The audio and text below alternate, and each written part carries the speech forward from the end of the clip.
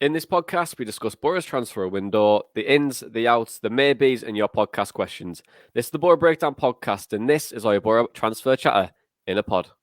Wants support. Curtis Fleming is there on the edge of the area. Fleming for Craig Hignett. Hit it, Higgy. Higgy hits the treble!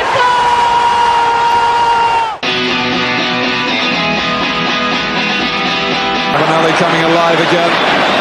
Jonny wants the ball played to him. Connolly spots out Emerson!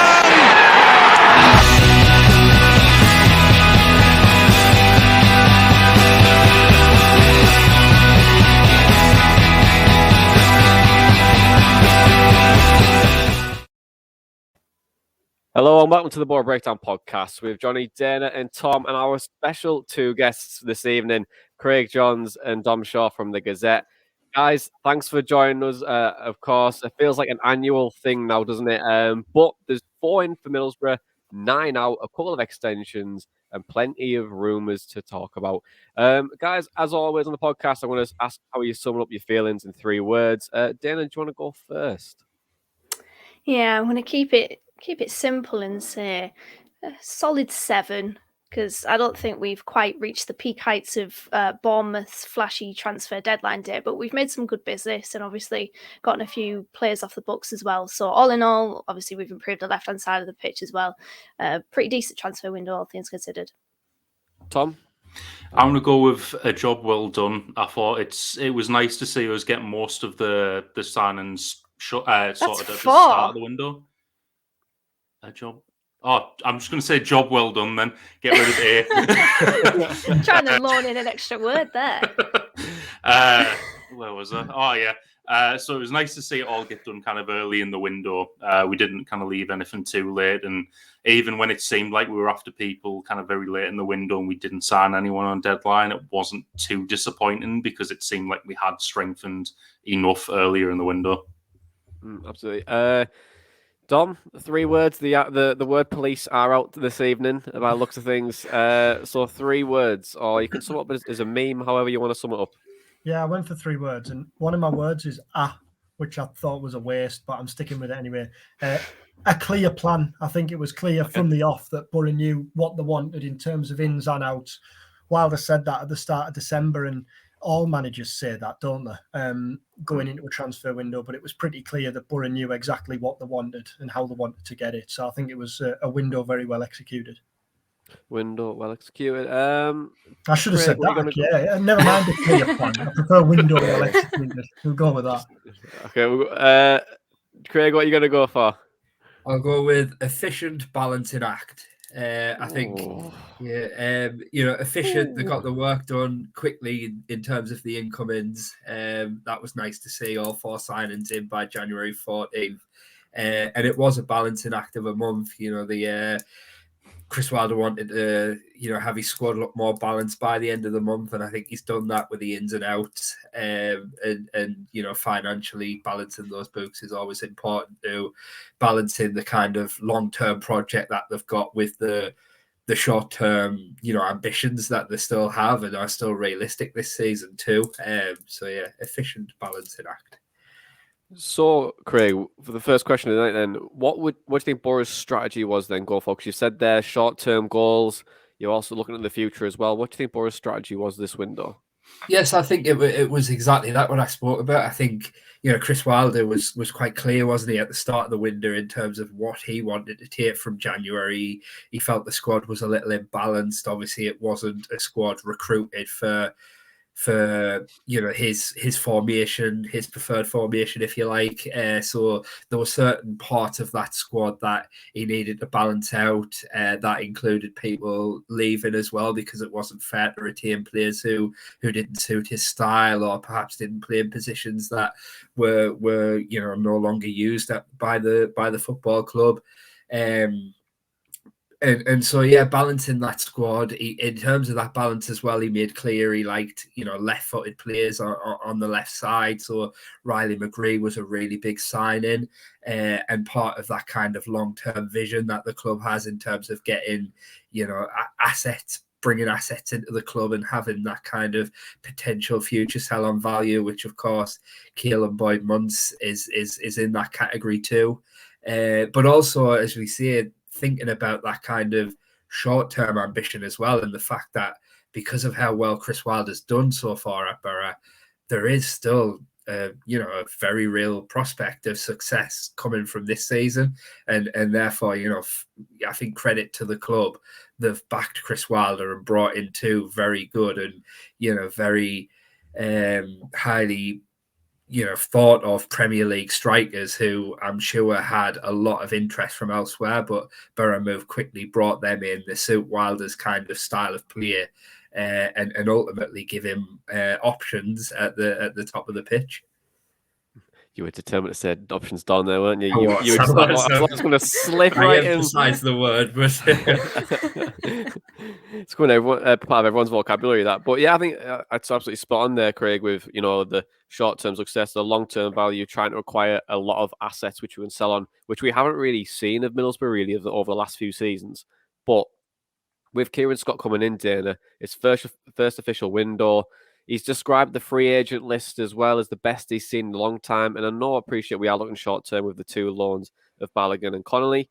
Obviously, we've got Riley in there as well. But do you think having that free agent list best seen in a long time, do you think that's potentially played a part in Boro's hand in January?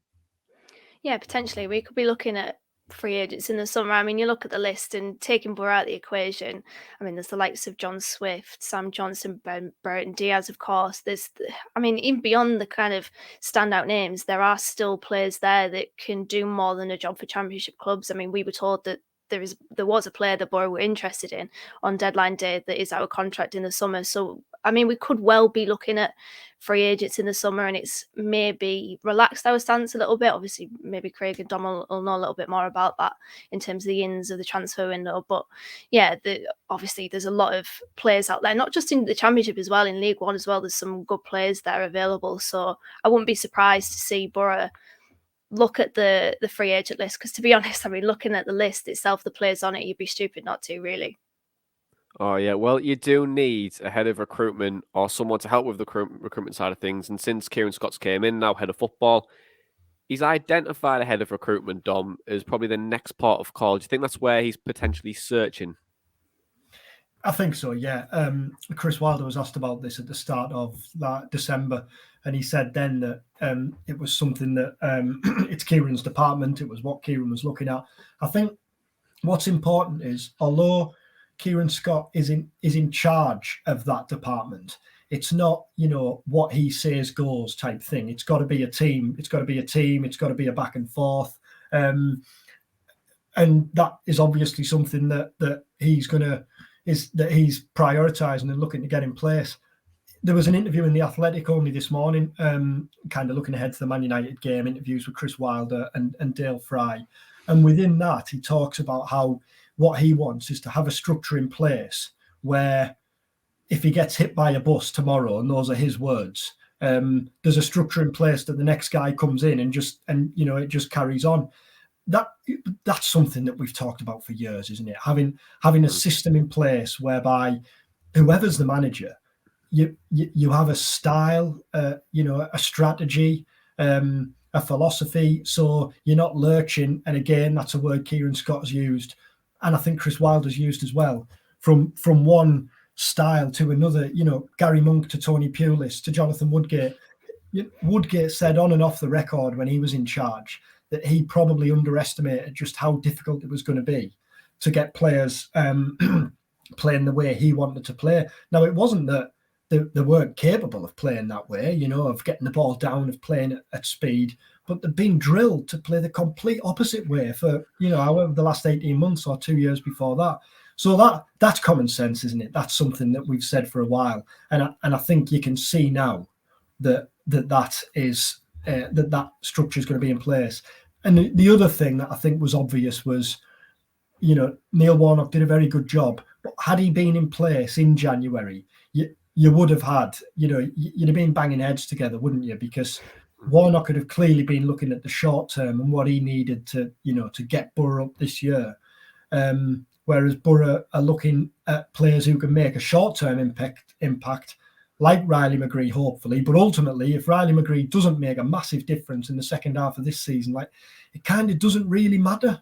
because he's here for the long term. So I think everything that's been said, and the proof is obviously ultimately in the pudding, but all we can judge him on so far is the one window that we've seen Chris Wilder and Kieran Scott together in, which was January, which from the outside looking in, I think certainly Boro's best January window in a while. And I know Dana mentioned Bournemouth earlier. You know, that was quite a staggering window, really, and they've got to go up now, haven't they? But other than Bournemouth, and they obviously throw money at I would well imagine, you know, even getting players like Phillips on loan, can't imagine that comes cheap or without guarantees. Other than Bournemouth, I don't think anyone in the top, certainly in the picture for the playoffs, has had a better window than Boro.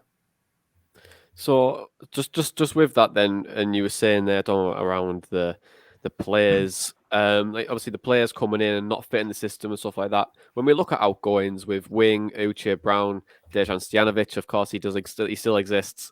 Coulson, Cav, Villar, and Fletcher, Onel Hernandez.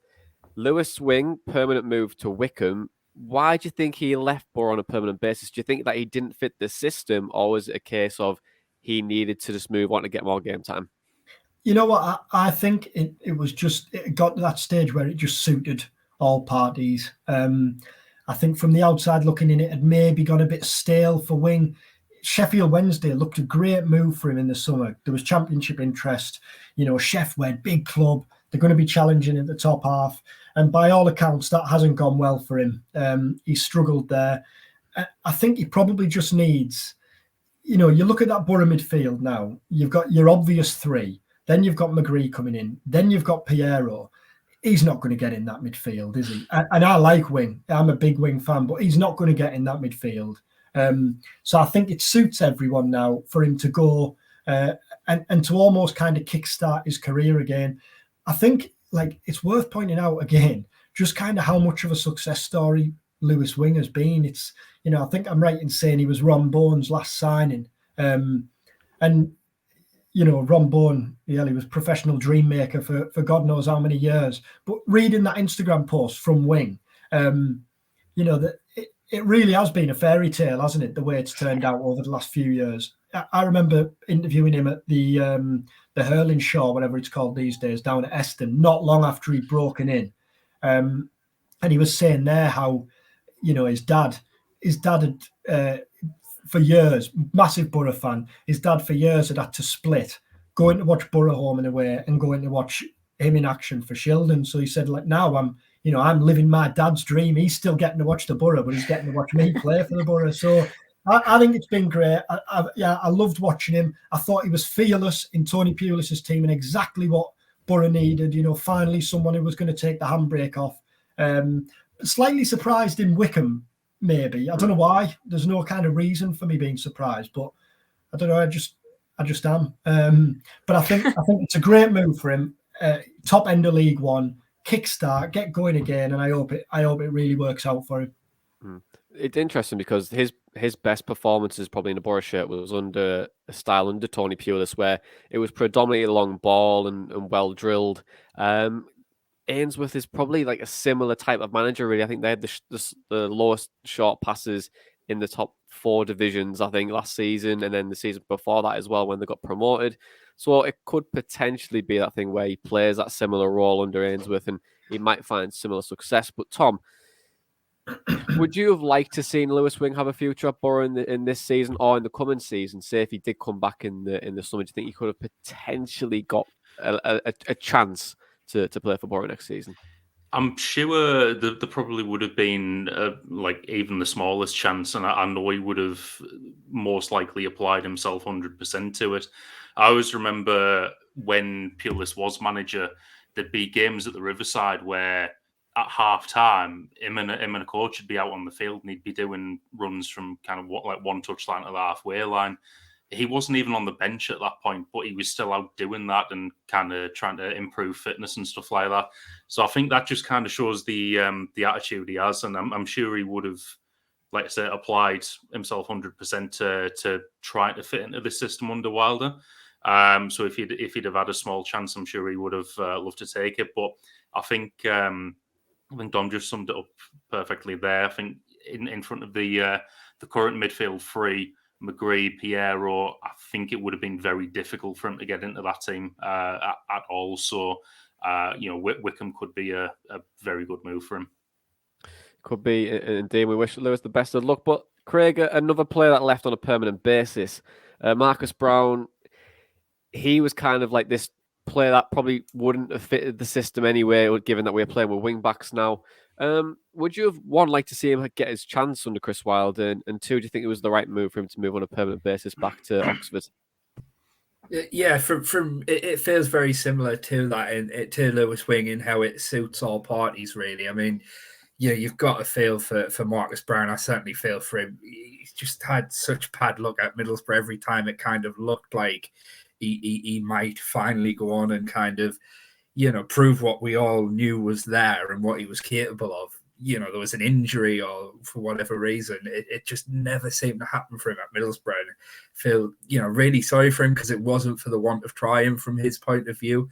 Obviously after he initially came in and Woodgate kind of loaned him out to Oxford, his second spell there, he come back and Neil Warnock was in charge at that time. And Neil Warnock has been quite open in saying that, he didn't really like Marcus Brown. He didn't think that he was a player that he would like or get on with. And Marcus Brown, with incredible desire to kind of prove himself at Middlesbrough, worked his way back into Warnock's plans. He scored that equaliser against Bournemouth and then got injured.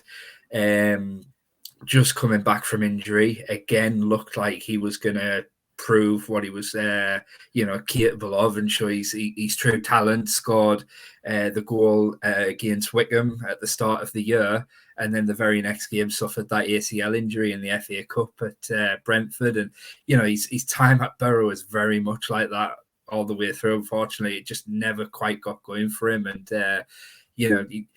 we know he had two successful spells at Oxford. It's a club he likes. The same manager, Carl Robinson, is still there at Oxford. So, it's a good move for him, I would say, for his career, because, as you kind of alluded to there, the system that Chris Wilder plays doesn't really suit him. He played striker a couple of times for Oxford during his loan spells there, but it certainly isn't a natural role for him. And I think, looking ahead, looking forward for Boro, Chris Wilder wants natural options up front, and he would probably want a better caliber of player, with all respect to Marcus Brown, in those positions too. So I think ultimately it's just another one like Lewis Wing, where it suits all parties for, Marcus Brown to go there and try and resurrect his career elsewhere. Just to put in, sorry, on Brown, he did a charity event. It was like a fundraising event at a primary school at the back end of the summer. And we talked to him there about kind of his injury and coming back and stuff. And he was dead honest, but he looked back to that kind of first half of season when he came in. And it was interesting how he said, like, now, maybe matured a little bit, probably with what he's gone through off the pitch this season.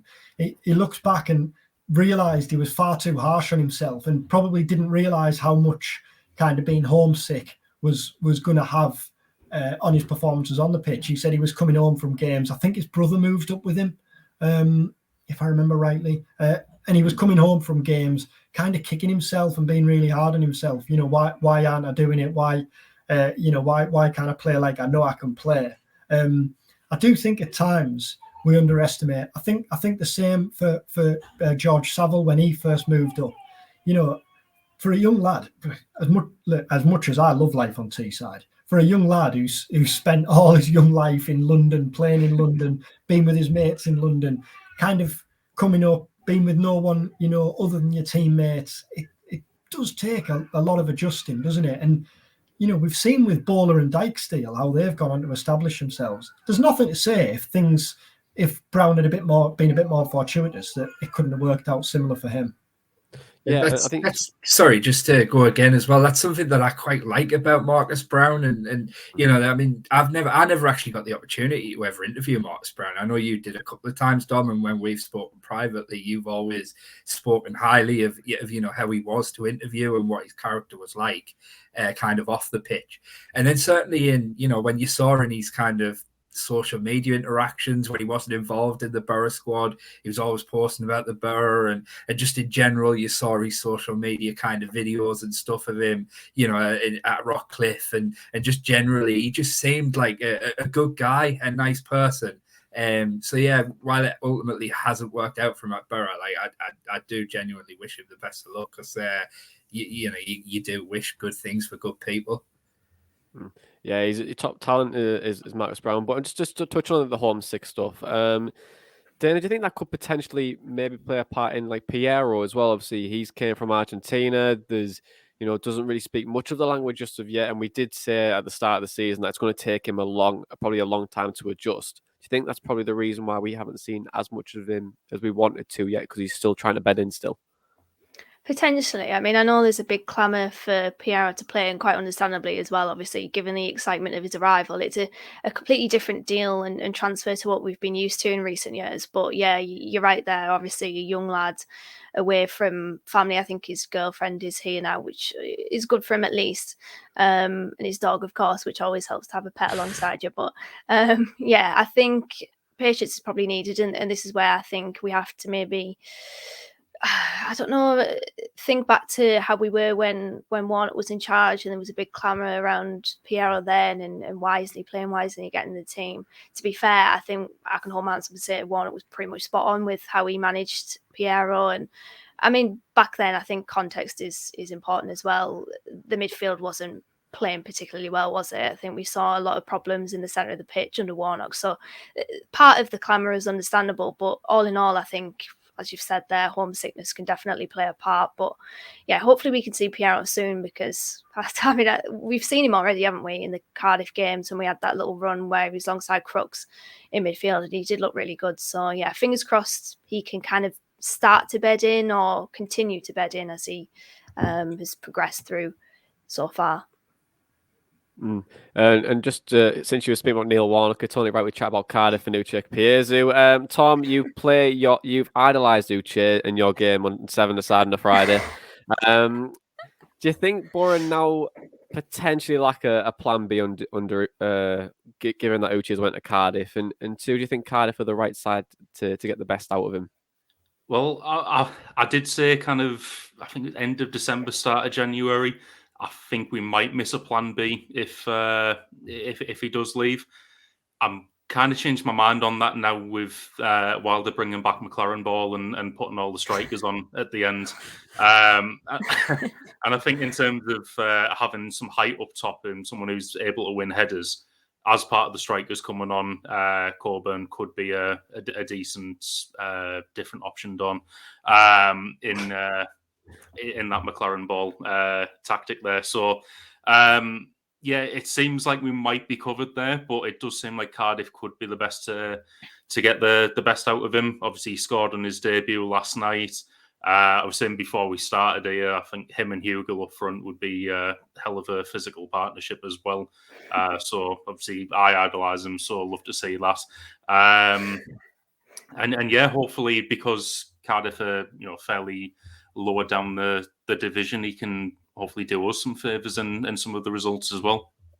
I don't think Chris Wilder wants a plan B the way that I think a lot of people perceive a plan B to be. Obviously, he said after the Reading game that he doesn't want to play lumpy balls in the box, and because we don't have that target man. Even when Uche was here, he's a target man, but a different type of target man. He's not going to be somebody that's going to outbattle someone in the air. He's going to outbattle someone in terms of sheer physical strength. So plan B, I think it's obviously open to interpretation, but I certainly don't think Chris Wilder wants that sort of the typical plan B that you're seeing where teams do go along and they try to boot it up to a target man and try to have that aerial dominance. So yeah, I think it was obviously writing was on the wall for Uche pretty much as soon as Wilder came in, I think.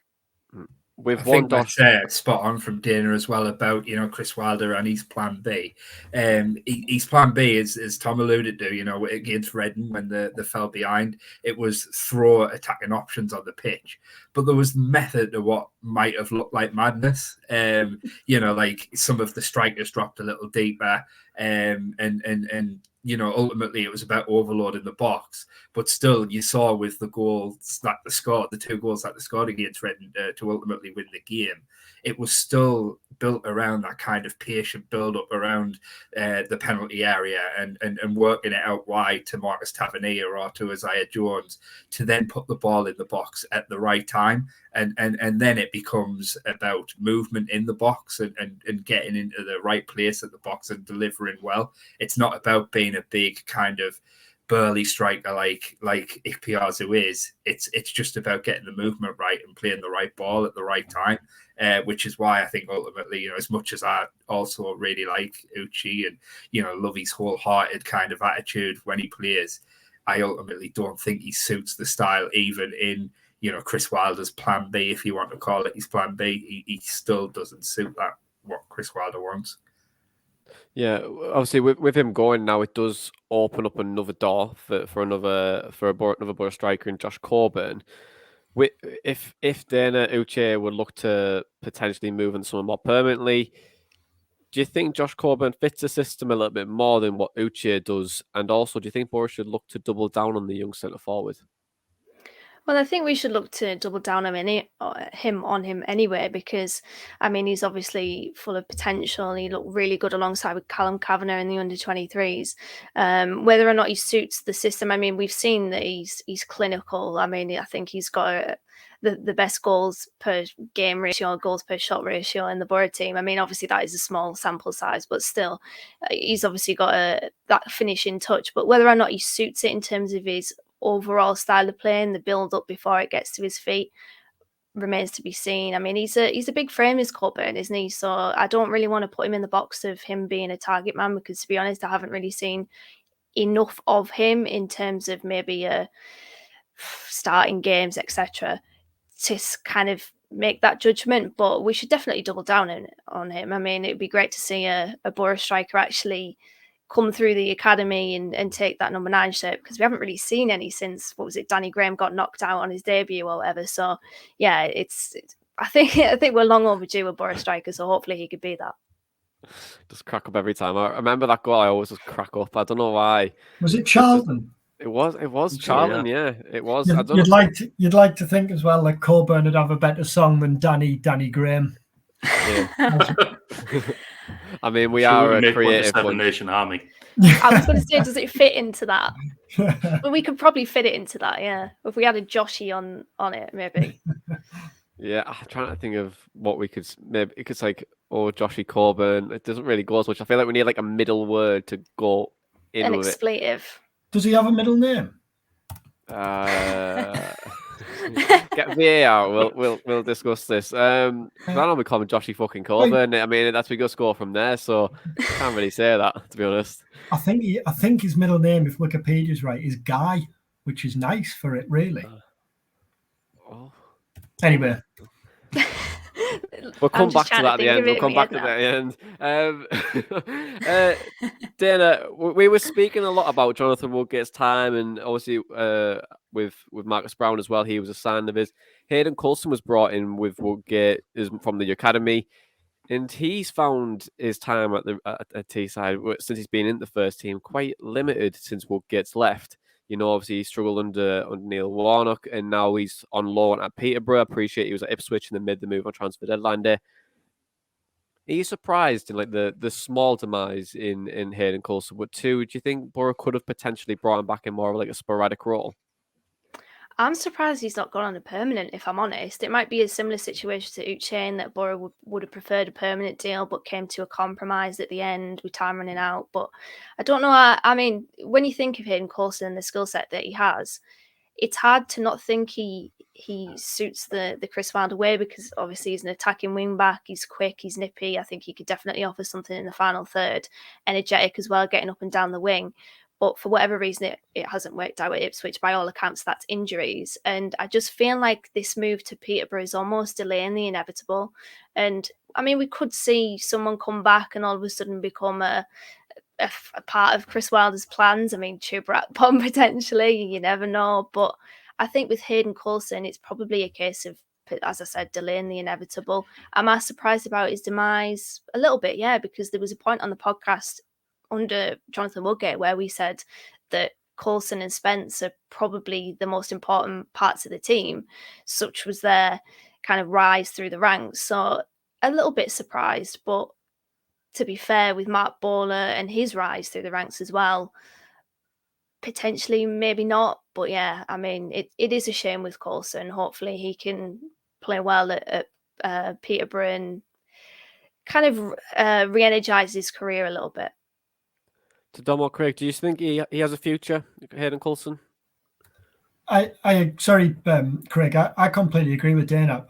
For me, it was player of the season in the Woodgate year, possibly Paddy McNair as well. And when Warnock came in, I thought then that Coulson had been right up Warnock Street, just because he was kind of fearless, fast, could play, both roles on the left side. I certainly didn't envisage him playing as a number 10, as a bit part player under Warnock.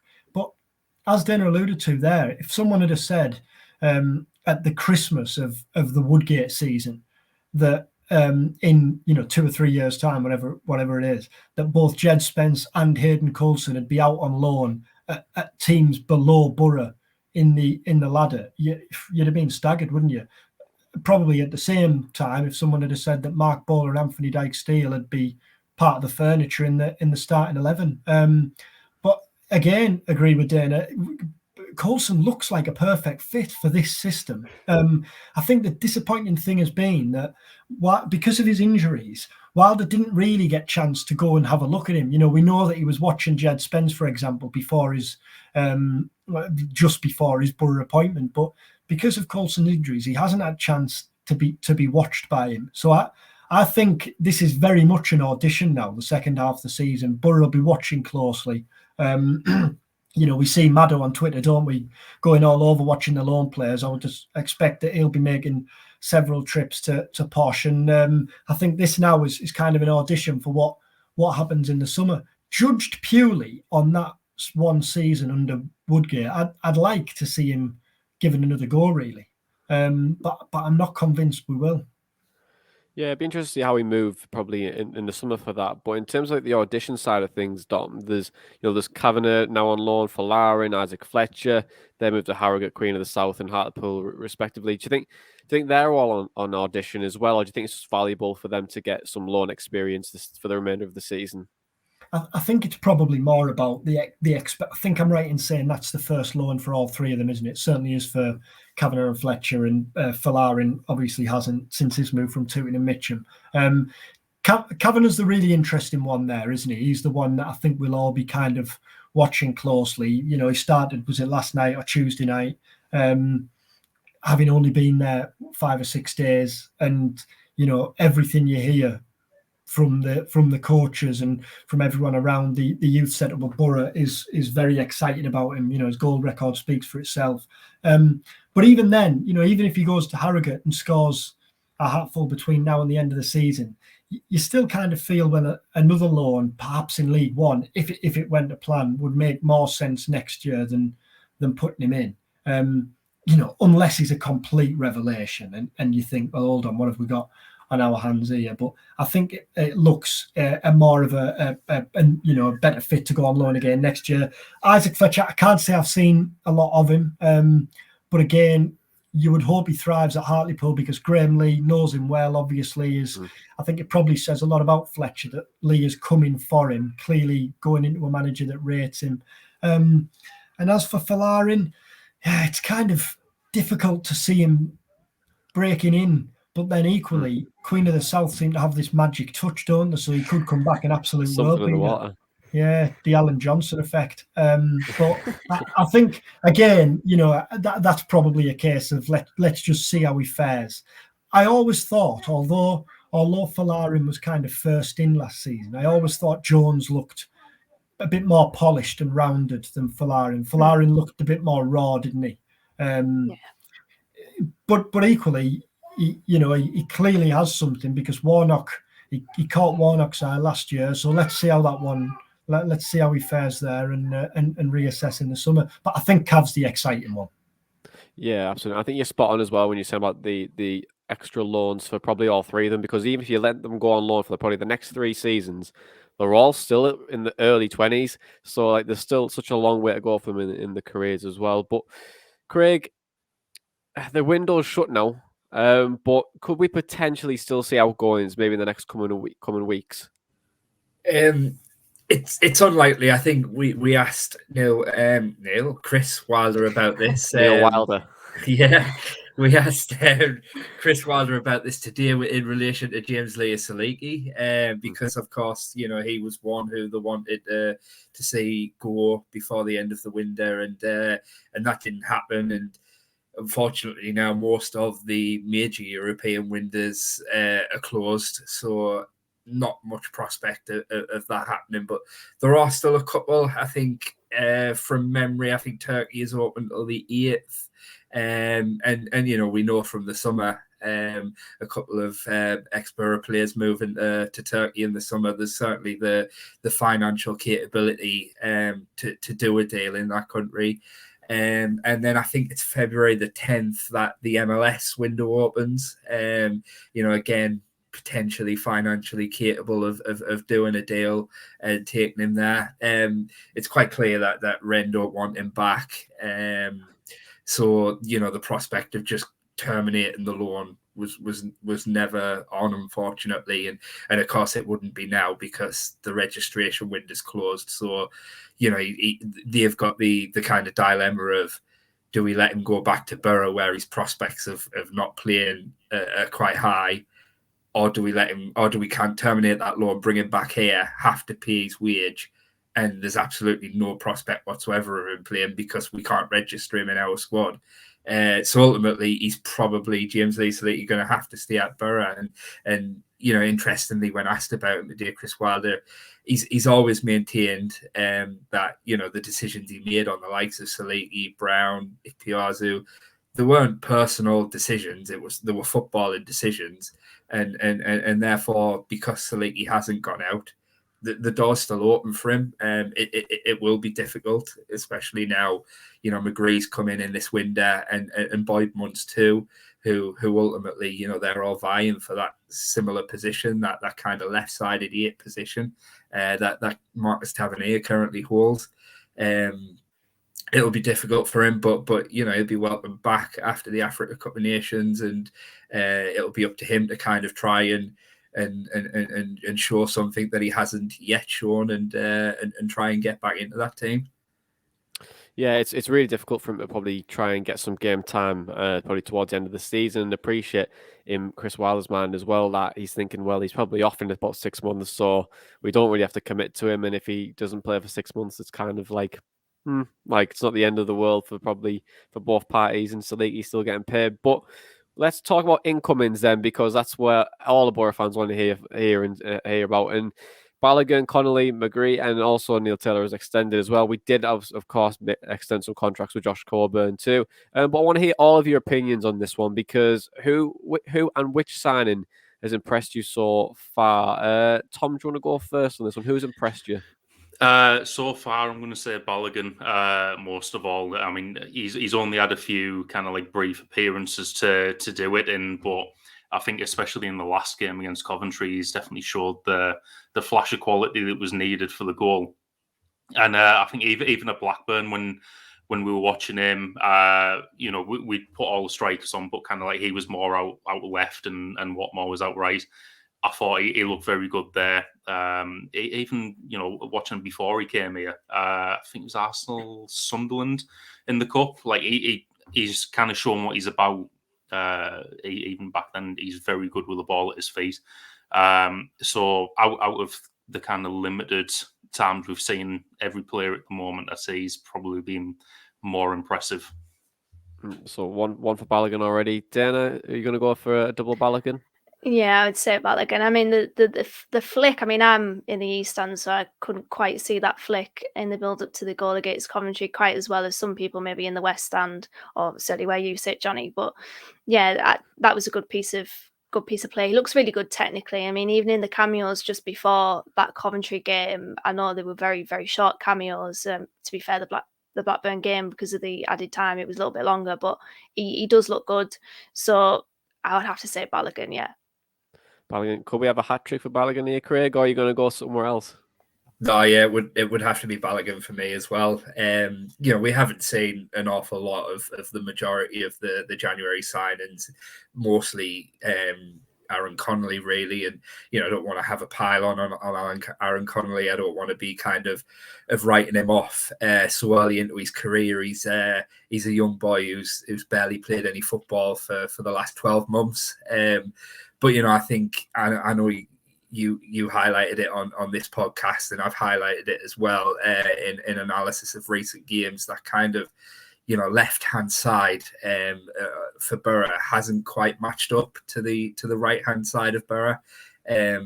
We see them kind of try to play in like intricate triangles. You bring your wing back in, you eat. On the right hand side that's Crooks, on the left it's Tavernier, and then the striker, they try and play intricate triangles. And on the right that's worked really well. Crooks and Jones have a really good kind of relationship, understanding on the pitch. On the left it wasn't working so well. Connolly wasn't quite clicking on that side, and as mentioned with the Coventry goal, Balogun come on, he was on the pitch for 2 minutes, and straight away he linked with Taylor, he linked with Tav, and then provided the goal for Boro. So not much to go on yet, but yeah, it has to be Balogun for me.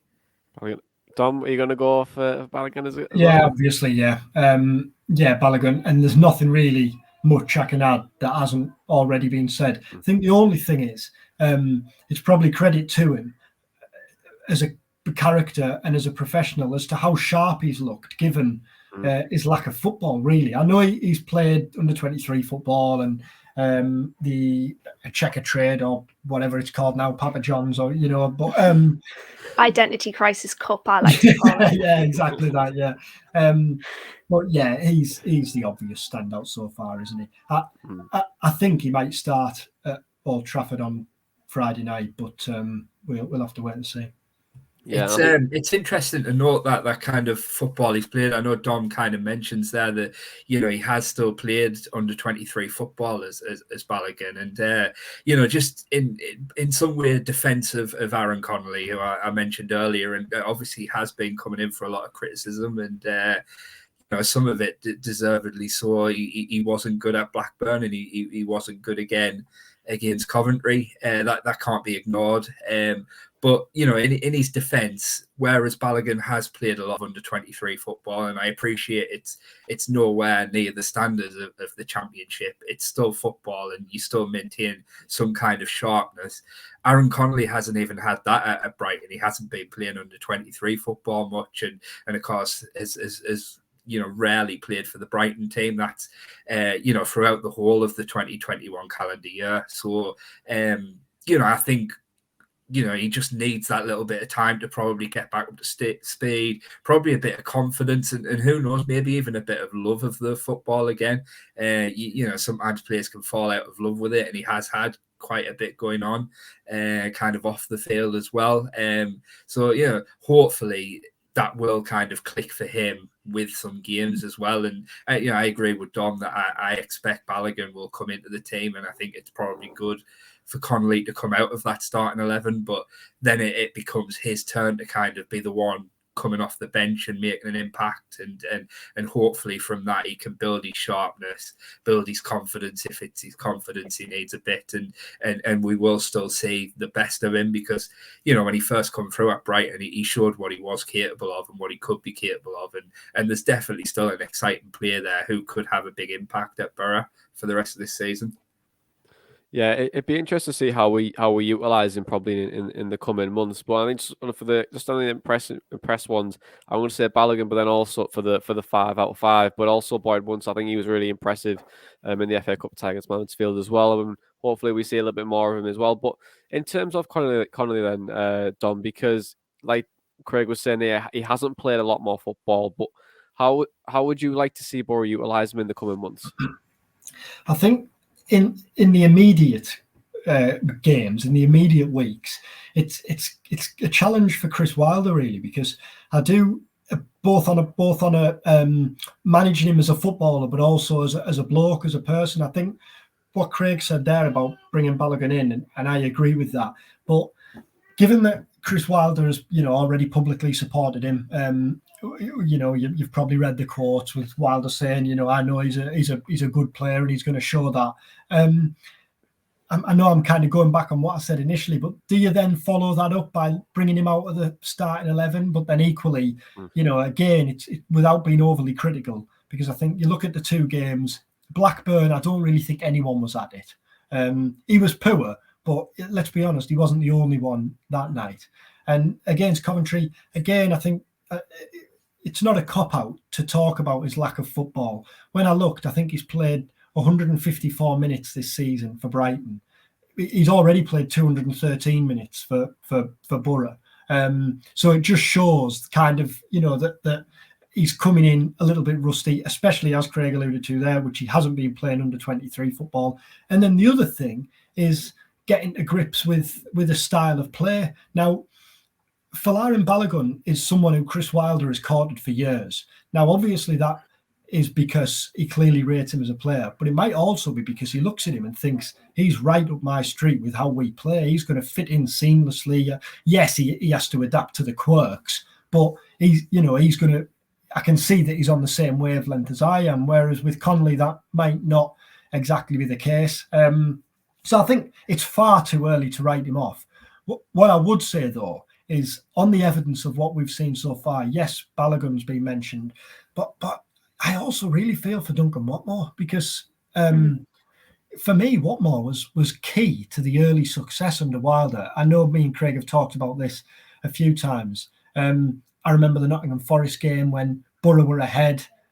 Wilder brought Watmore on when other managers maybe, might have been a bit more defensive, and just adding that energy kind of put Forest on the back foot again. I don't think he's had many, if any, bad games under Wilder. Now, obviously, he needs to manage his body and his knee through what has been a hectic period. And this was, he told us in the summer that this is the first time he's kind of had a full pre-season going into a season. So he's probably in uncharted territory, really, and is having to take each game and match as it comes. But if everyone's fully fit at the minute, as things stand at the minute, I'm still going Sparrow and Watmore up front. Now, that might well change in a week or two as Balogun gets more up to speed. But that's kind of how I feel at the minute, and I hope Watmore still has a big role to play in the coming weeks. Tom, would you like to see a bit more of Duncan Watmore? I wouldn't mind him being given more of a chance, kind of coming off the bench at the moment. I agree with what I think it was Craig said earlier, that Balogun might be the one starting tomorrow. I feel like Sparrow might be the other side of that. But I do think Watmore deserves more of a chance, kind of based on how he has been, not just kind of in the early stages of Wilder, but like the rest of this season. I think he's deserved it as well. So definitely, if he's given a bit more of a chance off the bench, a bit longer to play, then absolutely all for that. It'd be interesting to see how he potentially changed the system and maybe fit Duncan Watmore in. We could always revert to a 3 up front if we needed to, maybe more of like a 5-2-3, and see how things could develop from there. But Craig, Dom alluded to it, Tom's alluded to it, Dana's alluded to it. Balogun fits the system. He fits to it very well. Is there a chance, a small chance, that Boro could potentially maybe keep him for one more season next year if Arsenal were going to let us? I think so, yeah. I think, see how we go this season, see where we end up. I think, obviously at the moment, his kind of, ambition, his goal for next season will be to impress now at Boro and go back to Arsenal and get into their first team. And obviously, the January they've just had, they've now left themselves ironically quite short of strikers, haven't they? Letting Aubameyang go. And so that door could potentially be open for him. But I think, if Boro were to be able to get up, make it to the Premier League, might Arsenal look at that and think, okay, well, he's, presumably or hopefully done well at Boro. They're now coming into the Premier League. I'm certain Boro would then want, that to ask to do that again. Arsenal might look at that and think, well, he needs the Premier League experience. Boro are now there. We know we can trust them with him. send him back. I'm not quite certain particularly if he does well and Boro don't go up, whether it would be as realistic. I think, providing he does well, I would imagine Arsenal would then, if they are still loaning him out, try and find a Premier League club for him. But if Boro go up, then absolutely, I think Arsenal would be silly not to consider that he could go back to Boro and get regular first team Premier League football there, which would be the good next stage in his development. And we saw with Chris Wilder as well, he did that at Sheffield United. I think Dean Henderson, notably, was on loan for them in the promotion winning season, and then again in the Premier League. So he's done that kind of thing before. Yeah, I think it's interesting overstrike. I think is because he could have that Ray Brewster effect where he does go up with a team and then just doesn't really show, does he? I mean, obviously he was playing well for Swansea, went to Sheffield United, then couldn't really get to grips of the system or style, and Sheffield United finished rock bottom. But it'd be interesting to see if we could potentially get him in. I would love to see him maybe extend for one more season. I think he's the best player for him. I think he's great. I think he's but. Go on, Dom, you going to say something, Dom? Yeah, sorry. Patrick Bamford springs to mind in that, I think at times players can be kind of a victim of their own ambition. Now, you never want to hold a player back, do you? But equally, his advisors, sometimes by making a wrong move, it can set you back 2 or 3 years, can't it? If if he's not going to get in the Arsenal team next year, which you would say is unlikely, wouldn't you? Given the fact that we know they wanted to sign a centre forward in January, they're obviously going to bring one in the summer. Now we know they rate Balogun high. He's got a future there. But I look at Bamford and all that momentum he lost after that season at Boro. Burnley, Crystal Palace, Norwich, whatever else. And you just think, now it might not work. The second half of this season might not work for Balogun, and there might not even be a conversation to be had in the summer. But I agree with Craig. Certainly, if Boro go up, I think it would make sense. Well, hope so. But let's look ahead to something a bit more long term. And Riley McGree, I know we spoke about him a couple of moments ago. But Tom and Dana, let's do a breakdown on him, because what could we potentially see from the midfielder, and how does he fit, and can he dislodge Tav? It's interesting because from what I've read, he's very similar to Tav in the sense that he's a jack of all trades. He's got a good engine on him, which of course is really important to a Chris Wilder style of play. The amount of energy that is dispensed on that midfield is incredible, really. Getting up, getting down, pressing. McGree, I think, will fit into that. So a big tick there from him. Good touch, comfortable in tight spaces. But he has been described as more of a go-between than a creator. So I think we could probably expect maybe more goals than assists. I certainly don't expect him to be somebody that, from what I've read anyway, that is going to provide that killer ball, but a risk taker, apparently, willing to gamble and losing possession. I have read that certainly at Adelaide, when he was back in the A-League, he was a lot better higher up the pitch. So it'll be interesting to see how he plays in that number 8 role, because by all accounts, he was much better as a sort of number 10 in the A-League. But yeah, good engine, good all-round player. It was interesting that Chris Wilder did mention he could play left wing-back, because having checked it, he hasn't really played a lot of games at left wing-back. So whether or not that's just something that Riley McGree could kind of fill that role if there's a selection crisis, an injury crisis, obviously that remains to be seen. But yeah, I'm really intrigued to see Riley McGree, because obviously this is somebody that Boro had to really battle for, with Celtic wanting him as well. So I'm looking forward to seeing what he can offer Boro. Just from a stats standpoint, just to kind of back that up, I've got this from whoscored.com, and just preface it, it's a smaller sample size for McGree taken from this season, I believe, 10 starts and 3 sub-appearances, in comparison to Tav, who started 25 times with 1 sub-appearance. But they are fairly similar, as Dana mentioned, especially stats-wise. McGree, you look at 1.8 shots per game, Tav's on 2, 1.8 dribbles per game, Tav's on 1.4, 1.2 tackles per game, Tav's on 2, 1.3 interceptions, Tav's on 0.6, and 1.4 key passes with 1.6 for Tav. So kind of very similar, but he does seem like he's a little bit more likely to dribble than Tav does, and seems statistically like he might be a bit better at cutting off passing lanes, judging by his interceptions. But obviously Tav is more likely to make a successful tackle, looking at those stats, which I think has been pretty noticeable in his play recently as well. Gun to your head, do you think he could dislodge Tav in the current position, Tom? Not on current form, no, because I think Tav's playing outstanding at the moment. I think it's the same with kind of most of the midfield. Whoever comes in, it's got to be because of, you know, a tactical change in the game, like changing things off the bench, or, you know, hopefully not, but an injury. And they've got to take their chance. I don't think, kind of based on how Tav's playing at the moment, that it's likely to happen anytime soon. Okay, then. Well, let's chat about Neil Taylor then. For the last question of the incomings, he says, Neil Taylor, it's a safe pair of hands, but how does he stack up against Mark Boro on the left-hand side? Because tactically, we have seen Middlesbrough adopt more of the right-hand side to try and get more offensive attacks, but on the left-hand side, it's been pretty much non-existent. So, but if Mark Boro was to come back in, do you think this might potentially change? So, is there any pros and cons against them both?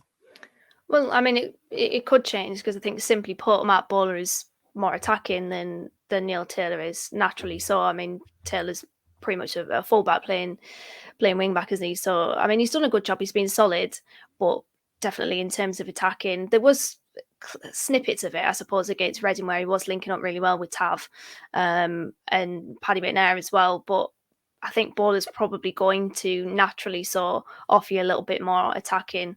And he was that at Blackpool. I keep referring to it, but there was a stat graphic put up about basically how attacking he was at Blackpool, and might need to dial in with a couple of Blackpool fans to kind of see if that was actually the case.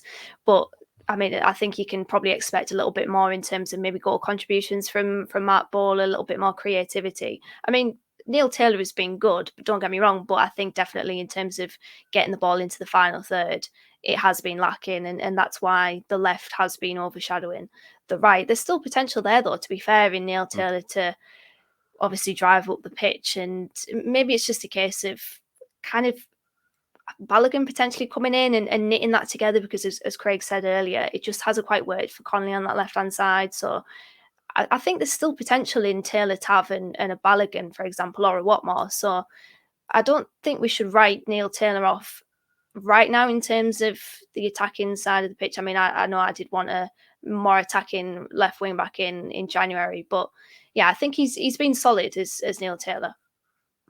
There always is the option as well to maybe play more central as well. I feel like he could probably definitely fit in at a left centre back, and then maybe if we had Bowler back, we could maybe move him to a left wing back, or even if we want to be a bit more experimental, put a Connolly on a left wing back as well to see, because his strengths really are cutting in on his right foot and trying to get a shot away, and it'd be interesting to see if we potentially do that towards the back end of the season. But let's move on to questions then, because every week you send us questions through Twitter or on our email, theborobreakdown@hotmail.com, and we answer them on the podcast. And the first one, and Tom, I'm going to come to you, and he says, it's from Paulie, he says, are loan signings the way it's going to be for Boro? Now, the bad part is that they have to go back to the parent club, but we have to start again. So do you think loan signings are the way forward for Boro now, or do you just think it's a short-term fix? I think it's short term, and I think it's based purely on what we were talking about earlier about the free agent list being the best it ever has been in the summer. I can see that being part of the thinking, for the summer transfer window, and also for January. Short term this season. Hopefully, we might get up through the playoffs or whatever, and then we might have a different plan for the free agent list or for the money if we were to go up. But if not, then we've still got our eyes on people next summer as a long-term view, where as soon as those loan signings go back, we bring in players from that to build up the squad. Okay, next question. Paul, he did want answers from this one. And Craig, I want to come to you, and he says, who signed Saliki, as Warnock made it clear he didn't want him and Wilder won't play him? He said he wants answers, so I hope you've got them, Craig. I hope for your life you've got them. Well, I'm thinking back to when he first came in, and we were asking about Saliki, and by all accounts, he was recommended by Kieran Scott. Now we kind of see that tentatively because, of course, he wasn't officially working for the club until after the summer transfer window, but he was placed on gardening leave at Norwich. When it was clear that he was going to be joining Middlesbrough, and therefore, not unsurprisingly, he must have recommended a player or two. So yeah, by all accounts, he was a Kieran Scott, a name Kieran Scott mentioned. Neil Warnock then has a contact in France, I remember him saying at the time, and he'd kind of texted him and said, what's this kid like? Is he any good? And the guy had got back to Neil Warnock and said, you'll like him, Neil. He's your type of player. And there we go. James Saliki was at Boro. It hasn't worked out for him, has it? He's not played very much. He struggled to get up to speed. But I think more than anything, whether I don't watch a lot of French football, I'll confess, but his touch seems very heavy, and he seems to want a lot of time on the ball. Whether or not you do get that in French football, I don't know, but certainly you don't in the Championship. And he's not. He's clearly got a good left foot. He's whipped a couple of decent deliveries in the few minutes we have seen of him, but certainly he's a bit erratic when he's rushed, and I just think ultimately the Championship doesn't look very suited to his style of play. It'd be one of those things where he looks better in the Premier League than he does in the Championship. It'd be just one of those signings, wouldn't it? But the next question is from Charlie, and he says, and I'm going to come to you, Dom, and he says, do you think it's another summer rebuild with players' contracts expiring and loan deals contributing to quite a few, especially the front line? So is it a summer rebuild for Boro? I don't think it's a rebuild as such. I think it's a rebuild to a certain extent in that it's Chris Wilder's first summer window in charge, and the summer is the time to really put your print on a team, isn't it? Rather than January. We know January is not a buyer's market. So I think it's a rebuild to a certain extent, but I don't think it's a rebuild in a panicked sense. Obviously, we don't know at this stage what's going to happen with Sporar. There's Balogun, there's Connolly, there's the players who are out of contract. But I think Boro had a very well structured, or however Craig described it in his 3-word answer that was good at the start of Boro's January window, and that was with 2 months' notice, or 6 weeks' notice. So Chris Wilder and Kieran Scott have talked an awful lot, both of them, about short-term, medium-term and long-term. I suspect the summer will have been discussed in Chris Wilder and Kieran Scott and Neil Bowser and Steve Gibson's first meeting, never mind kind of 2 or 3 months down the line. It's always the case, isn't it, that coming towards the end of the season, the club will have potential targets for if they go up, potential targets for if they don't go up. I would imagine that'll already be in place. And we've seen it in January. Boro benefiting from, I think, their reputation as a club, and B, the contacts Chris Wilder built during his time in the Premier League. I would well imagine that Boro will benefit from that again in the summer. So yes, I think it'll be a rebuild of sorts, in that I would expect a fair few players to come. And we know there's going to be exits. Uche, for example. There's nothing to suggest that is Chris Wilder's mind's going to change there. I know Chris Wilder's talked Joe Lumley up, but you still think the goalkeeper department might be addressed in the summer. You're probably going to need cover at right wing back, depending on what happens with Jed.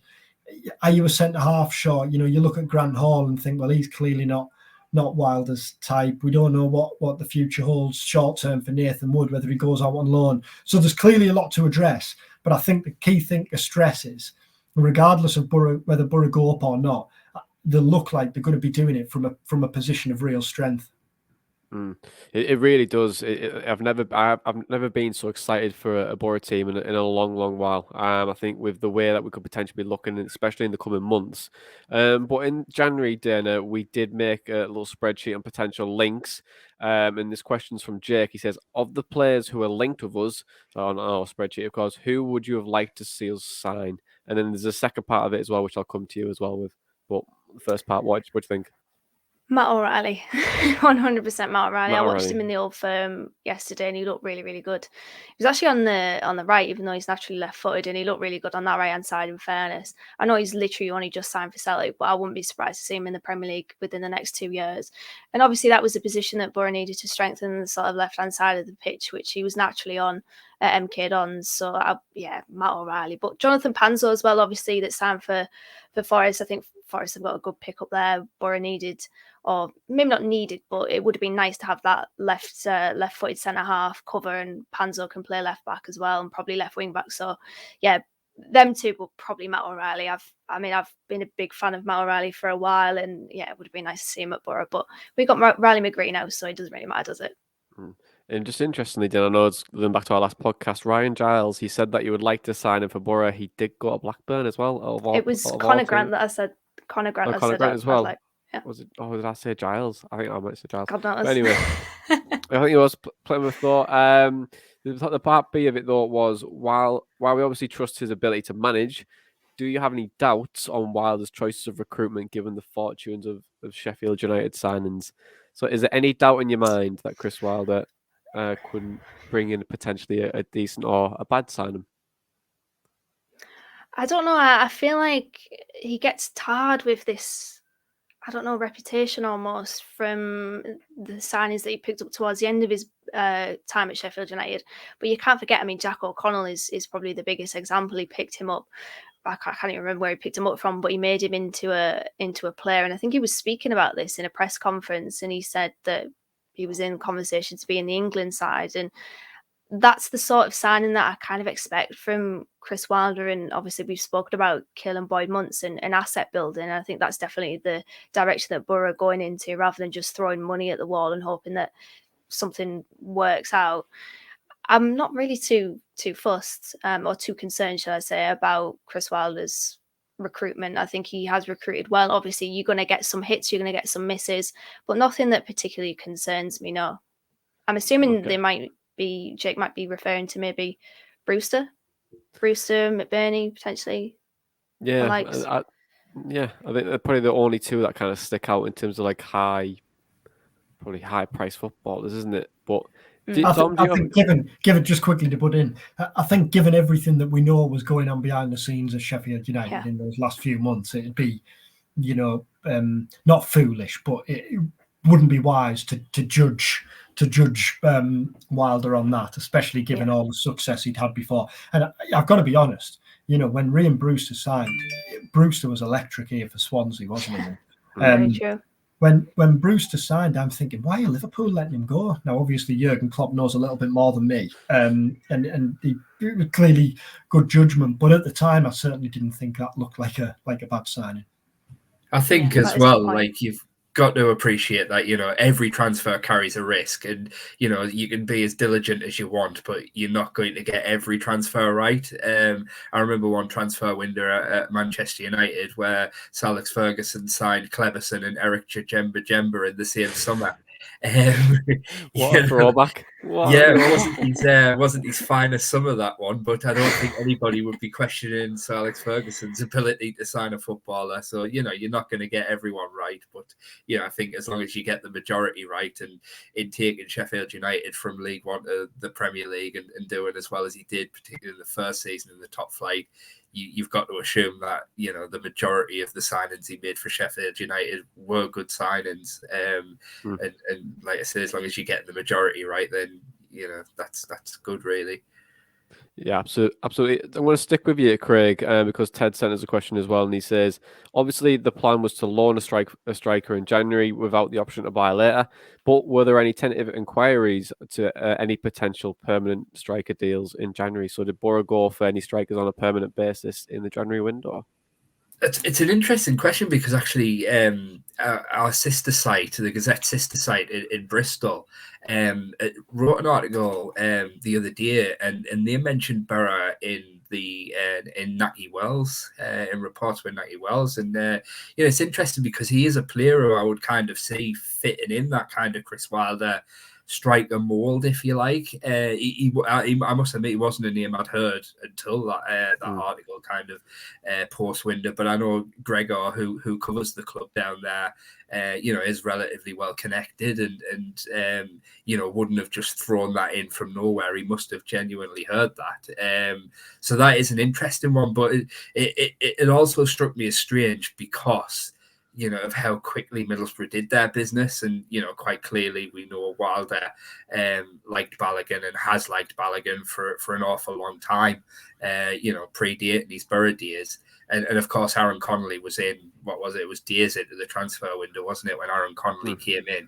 So the only thing I can think is that Wells was potentially, obviously, we know the structure that's in place at Boro now and the planning that goes into windows. They're not just going to have kind of one or two options per position. They're going to be putting out the failers and having backup options for the priority signings, if you like. It feels very much to me like in Connolly and Balogun, they got first choice options essentially. But yeah, that was an interesting one, the Wells one. As I say, not something I heard myself, but I do trust the source that it came from. Being a very interesting signing, Naki Wells. Very interesting. But then moving on to the next question. It's from Ian, and I'm going to come to you, Dom, if you don't mind. He says, "Is there a risk Boro could have a problem with financial fair play, considering they didn't move anyone on a permanent basis with obviously with finances coming in?" Are we actually have a problem with financial fair play or not? It's not something that I think should be a major concern, given that we know how closely Boro monitor it, how much they've pressed the importance of the AFL police in it, for want of a better term. And although you're saying there about no one going out, we know Lewis Wing went out, Marcus Brown's obviously gone. Yes, Uche as and my little one's just walking past. I can hear him shouting if you can hear the screaming there. Yes, Uche was only a loan and not a permanent deal as initially suspected. But it appears he signed from Wickham in the summer. Now, obviously, he won't have been on peanuts, but I don't imagine him to be one of the major earners. The real high earners. Other than that, you're only looking at Saliki, really. Now, I don't know what the arrangement is in terms of the wages for Saliki.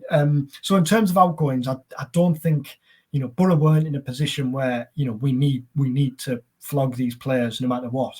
In terms of incomings, we know those figures talked about with Balogun were rubbish. And Chris Wilder was keen to point out in every given opportunity that any suggestions that Boro had paid £5 million, as some reports from north of the border had claimed, or even a deal that might amount to £5 million, were way off the mark as well. I think Wilder said it, McGree since said it. As tempting as it must be to join Celtic at the minute, I watched them last night and they were brilliant. McGree joined Boro for footballing reasons, not for financial reasons. He wants to play in the Premier League, and he sees a route there with Boro. Boro haven't had a good January window because they've blown competitors out of the water. They've been shrewd, and the one kind of permanent move that they've made in Riley McGree is one that they're clearly very excited about. So I don't think it's anything that should be a major concern. Obviously, FFP is a major concern, but I don't think Boro's position is a concern. Just to add to that as well. Sorry, we obviously asked Chris Wilder about that the day in the press conference, with it being, his first time talking publicly since the window closed. And, he was asked about the transfer window, and he did say that Boro were trying hard right at the end to make it work, to bring more in, to strengthen the squad. And I do know on deadline day, I know that we were linked with both Jeff Hendrick and Kieran Clark at Newcastle United. I'm told there was nothing in Jeff Hendrick. But Kieran Clark was a legitimate target. He was someone Chris Wilder wanted to bring in. And for whatever reason that didn't happen. It sounds like Kieran Clark might have decided to stay at Newcastle, though they've just released their 25-man squad for the Premier League tonight, and he isn't in it. So, ultimately, how he's facing the rest of the season not playing. But Wilder also alluded today to the fact that not moving other players out meant that that played its part in not bringing in others in. So I wonder if there was a financial aspect as well to Kieran Clark coming in. So in terms of, are they in danger of FFP? No, they were sensible and they didn't bring anybody else in at the end of the window, would be how I would summarise that. He kind of spoke a lot, Chris Wilder, about, not gambling at all on red or black, not taking a casino-style approach, because ultimately, you do have to, particularly when you are Middlesbrough and you're going through everything that you are at the minute with Derby, you don't want to be then breaching those rules yourself there. So, sensible approach taken by the sounds of it. You're just sitting like a couple of months' time, Middlesbrough deducted 9 points for breaching financial fair play rules. Just standard, wouldn't it? The final question, I'm going to come to Wally's for this one because I want to hear your opinions on it. And it's from Ben. He says, what do you feel the best outcome is for Jed Spence in the summer? And how much realistically do you think we could get for him? So, Tom, I'll start off with you. What is the best outcome for Jed Spence in the summer? And how much do you think Boro could potentially get for him if we did decide to sell him?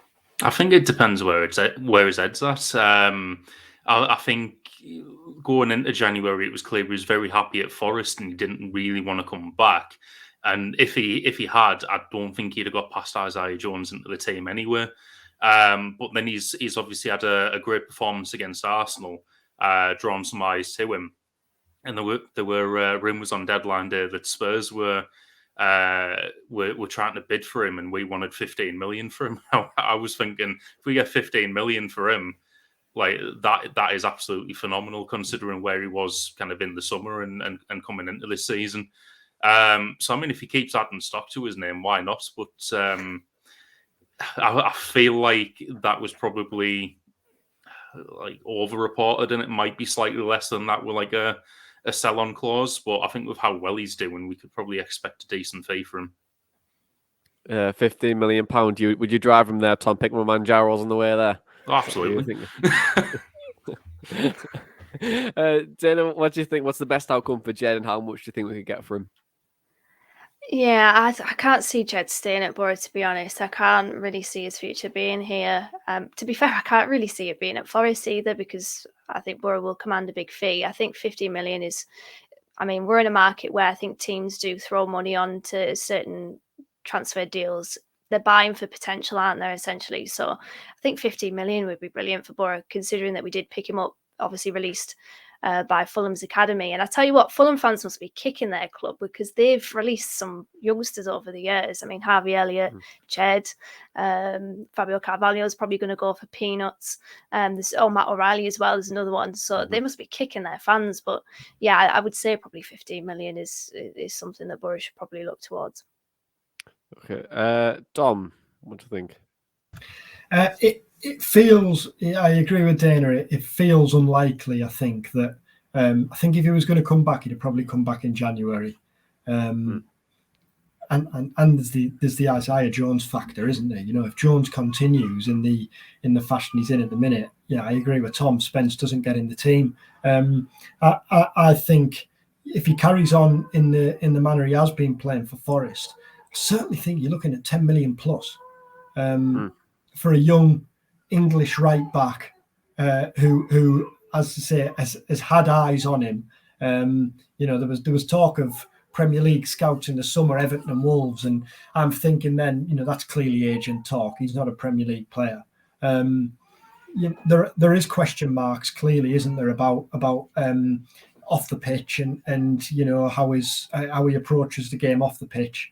But the performances speak for themselves at Forest. But if I'm put on the spot now, I say Boro sell him in the summer, not to Forest, probably to a Premier League team. And I think you given if he carries on as he is, you are looking at maybe 10 million plus.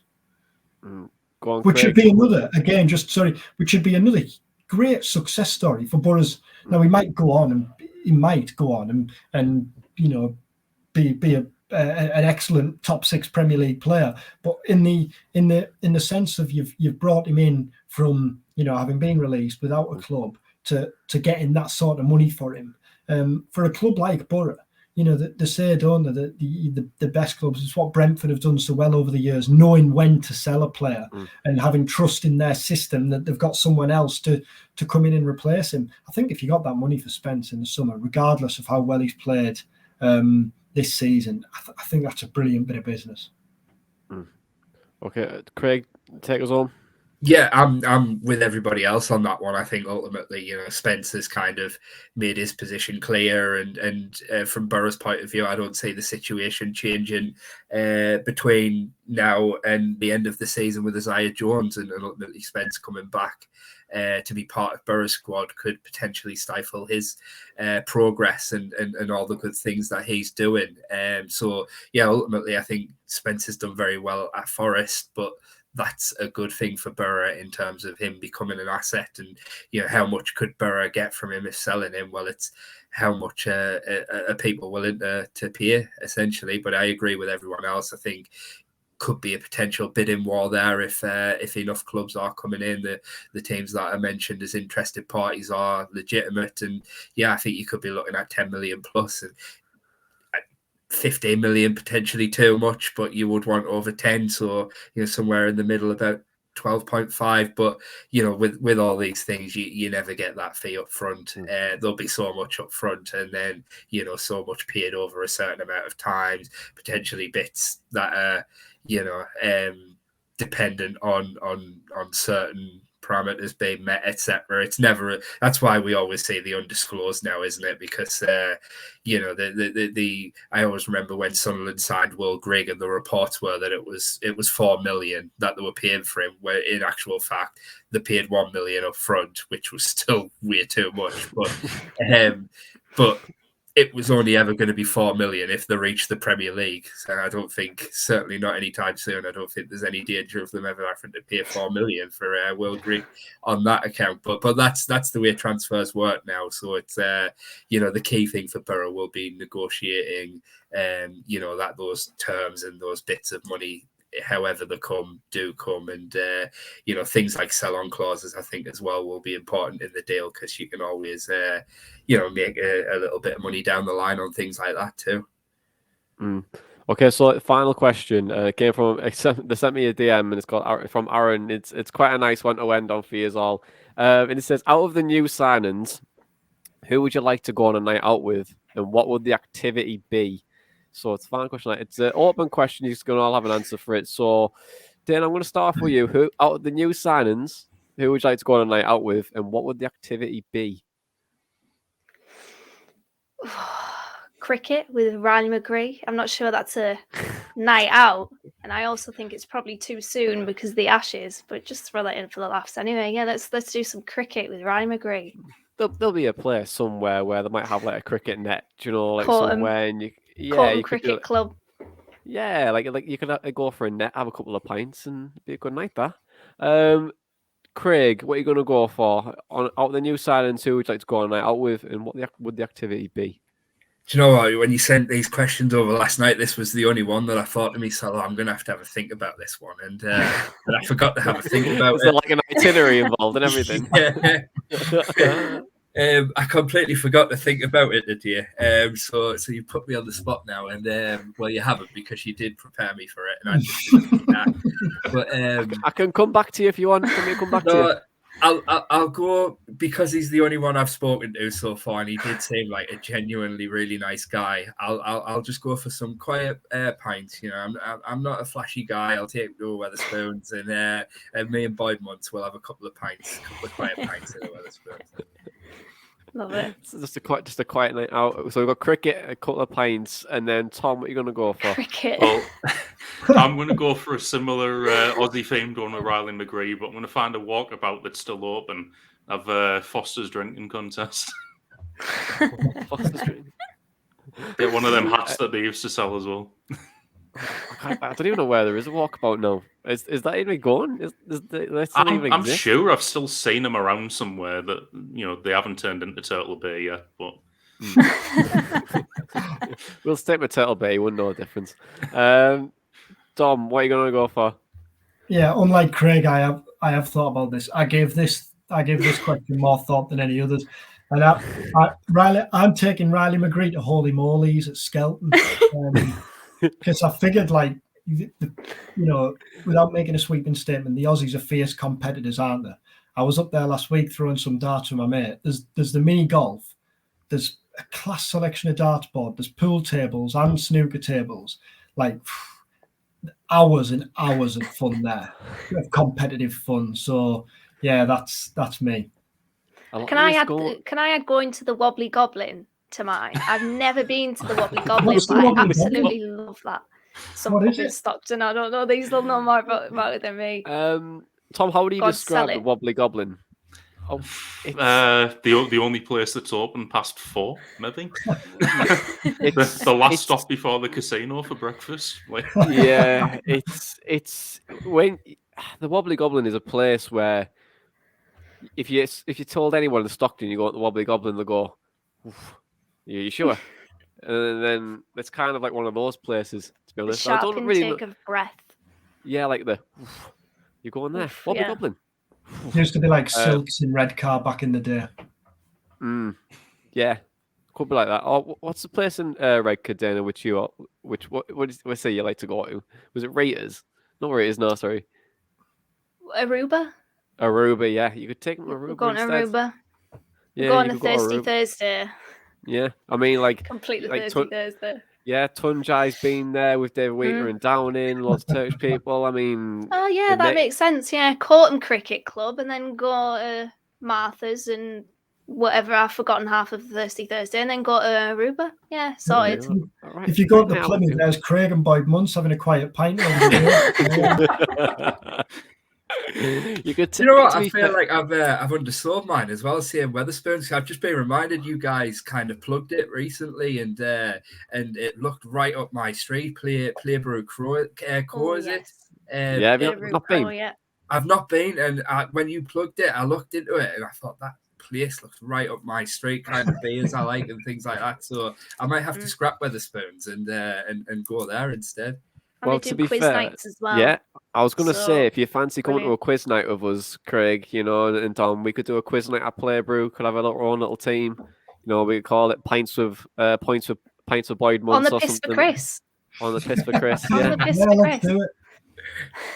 Not for Chris, it'll be with Chris. Let's get Chris involved. The Peronis are out. Oh yeah, I reckon Wilder would be great at a quiz as well. I feel like he'd just know like random shit knowledge, and he'd just get us over the line, wouldn't he? Yeah, wise. Oh yeah, proper wise man. He's had some wise conversations over a pint, and he's definitely had that. I'm gonna go with Balogun, and we're gonna go bowling.